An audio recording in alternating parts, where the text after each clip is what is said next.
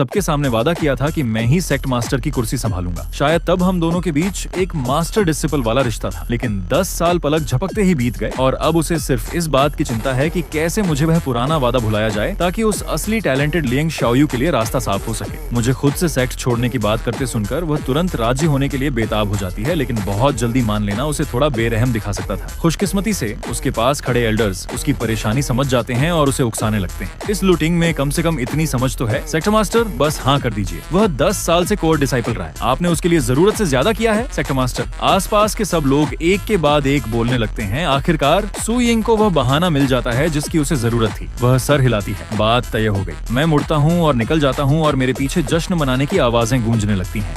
Liang शाओयू की कामयाबी के जश्न की गूंज के बीच किसी ने नहीं देखा कि हॉल के बाहर मैंने सच में स्पेस को चीर दिया और वहाँ से गायब हो गया। वहीं दूसरी तरफ हजारों मील दूर हेवनली सीक्रेट टावर में एक बूढ़ा आदमी जो ऑब्जर्वेटरी प्लेटफॉर्म पर था अचानक अपनी आंखें फाड़े सितारों में आए बदलाव को देखने लगा और खुद से बुदबुदाया। वह किस्मत जिसे मैं कभी पहचान नहीं पाया था वह अब ग्रैंड लू स्वॉर्ड सेक्ट को छोड़ चुकी है। मैं 20 साल से देख रहा था और फिर भी समझ नहीं पाया कि वह क्या था। अब आखिरकार उसने हरकत की है। उसने ग्रैंड लू स्वॉर्ड सेक्ट को छोड़ दिया है। अपनी उत्तेजना में उस बूढ़े आदमी ने तुरंत अपने सबसे भरोसेमंद शिष्य आओ यू को हुक्म दिया, तुरंत जाओ और पता लगाओ कि ग्रैंड लो स्वॉर्ड सेक्ट में क्या हुआ है। अगर तुम्हें कोई भी सुराग मिले तो उस किस्मत को हर हाल में हासिल करो। शिष्य चिनवू याओ ने देरी करने की हिम्मत नहीं की। वह तुरंत निकल गया, लेकिन जिज्ञासा की वजह से उसने फिर भी पूछा, मास्टर ये किस्मत कितनी बड़ी है? बूढ़े आदमी का चेहरा खुशी से चमक उठा। उसने बस 4 शब्द कहे, एक एम्परर पैदा हुआ है वापस ग्रैंड लू स्वॉर्ड सेक्ट में। मेरे जाने की वजह से किसी की जिंदगी में कोई बदलाव नहीं आया था। बस एक ही बदलाव था कि लियांग शाओयू उसी दिन लिटिल जेड पीक में शिफ्ट होने के लिए बेताब था। हॉल में उसके फॉलोअर्स दोनों तरफ लाइन लगाए खड़े थे, जैसे लिटिल जेड पीक को एक मिनी सेक्ट हेडक्वार्टर समझ रहे हो। एक ठीक ठाक दिखने वाली औरत लियांग शाओयू के बाजुओं से चिपककर उसके साथ फ्लर्ट कर रही है। लेकिन इस वक्त लियांग शाओयू अपनी पुरानी नम्रता नहीं दिखा रहा था। इसके बजाय उसने उस औरत से रूखेपन से कहा, जाओ कुछ भरोसेमंद शिष्यों को ढूंढो और पहाड़ के नीचे जाओ। मेरे लिए उस लूतिंग को ढूंढो और उसे मार डालो। ये सुनकर उस औरत का चेहरा उतर गया और वह पीछे हट गई। लियांग शाओयू के सेक्ट ज्वाइन करने से पहले ये सीनियर सिस्टर वांग दिन रात मेरी सेवा करती थी और मेरा बहुत ख्याल रखती थी। माना कि वह अब लियांग शाओयू की सेवा में लग गई थी और मुझे ताने मारने और इंसल्ट करने में कोई कसर नहीं छोड़ी थी। लेकिन जब बात सच में मेरी जान लेने की आई तो उस औरत को थोड़ा संकोच महसूस हुआ। लेकिन लियांग शाओयू ने उसकी तरफ एक नजर देखा और सवाल किया, क्या हुआ, तुम इतना भी नहीं करोगी?